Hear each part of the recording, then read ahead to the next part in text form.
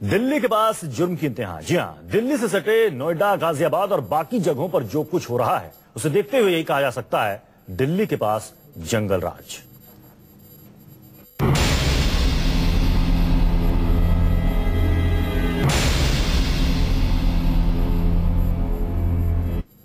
Greater Noida में बच्ची को गन पॉइंट पर लेकर एक टीचर से लूट की वारदात को अंजाम दिया गया है। ताज्जुब की बात यह है कि जब पीड़ित टीचर ने पुलिस से शिकायत की तो थाना प्रभारी ने कहा कि तुम ज्वेलरी पहनकर गई ही क्यों थी। टीचर से चेन, पर्स और कुंडल लूटने वाले आरोपी फरार हैं और 24 घंटे से भी ज्यादा बीत चुके हैं, लेकिन पुलिस के हाथ अब तक खाली हैं।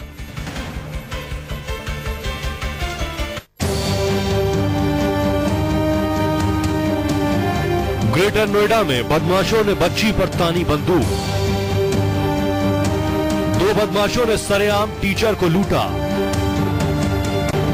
पुलिस बोली, क्यों पहनी सोने की चेन। ग्रेटर नोएडा में गुंडा राज है, इस बात को इस दंपत्ति से बेहतर कौन जानता। 2 बदमाशों ने सरेआम टीचर को लूटा। पुलिस बोली, क्यों पहनी सोने की चेन। ग्रेटर नोएडा में गुंडा राज है, इस बात को इस दंपत्ति से बेहतर कौन जानता होगा। बदमाशों ने सरिता और मनोज को उनकी बेटी पर बंदूक तान कर लूट लिया। बदमाशों की इस हिमाकत से जोड़ा अब तक खौफ में है।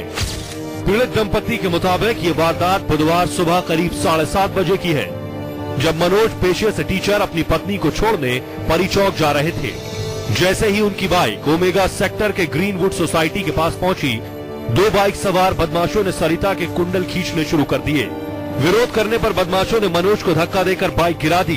इसके बाद बदमाशों ने बच्ची के सिर पर बंदूक तान दी और सोना और नकदी लेकर चलते बने।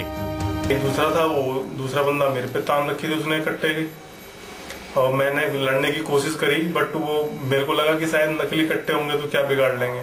लेकिन जब उन्होंने मेरी बच्ची के साथ, मेरी वाइफ के साथ थोड़ा टॉर्चर करना शुरू किया तो फिर मेरे को लगा कि नहीं, शायद ये असली भी हो सकते हैं। अगर चल बल गया तो अभी तो सामान जा रहा है, जान जाने से तो बढ़िया है कि सामान कोई बात नहीं है, कमा तो फिर लेंगे। हैरानी की बात यह है कि जब ये वारदात हुई उस दौरान कई लोग मौजूद थे, लेकिन किसी ने भी मदद नहीं की। ऑटो, गाड़ियां, काफी सब कुछ चल रहा था उस टाइम, लेकिन किसी ने भी ऐसा नहीं देखा कि हाँ ये बच्चे है, फैमिली है, इनके साथ कुछ गलत हो रहा है तो हम आगे आके कुछ शोर मचाएं। शोर मचा के भी थोड़ा चोरों की तो ताकत कम हो जाती है। लेकिन हैरानी की बात सिर्फ यही नहीं, पुलिस का रवैया भी परेशान कर देने वाला है। मनोज की माने तो वारदात के बाद उन्होंने तुरंत 100 नंबर पर फोन किया, लेकिन फोन करने पर उन्हें लैंडलाइन नंबर दिया गया। बाद में कई बार फोन करने पर करीब आधे घंटे बाद पुलिस पहुंची। पुलिस के आने के बाद सरिता और मनोज को लगा कि अब कुछ कार्रवाई होगी, लेकिन वो तब हैरान रह गए जब पुलिस अफसर ने उन्हें ही सोना न पहनने की सलाह दे डाली। प्रभारी हमसे कह रहे थे, नहीं, मैं तो यहीं पे रहा ना, तो सामान लेके ही नहीं चलना चाहिए था, आप लेके ही नहीं जाते। सामान मतलब ज्वेलरी पहन कर ही चले। के पास चाहिए थी और आप सामान लेके चल ही क्यों रहे हो। इस दंपत्ति पर पुलिस का टॉर्चर यहीं खत्म नहीं हुआ। पुलिस में मामला दर्ज करवाने के लिए इन्हें कासना और परी चौक थाने के कई चक्कर काटने पड़े। जब इस बारे में हमने पुलिस के आला अफसरों से पूछा तो उन्होंने जांच का भरोसा देकर अपना पल्ला झाड़ लिया।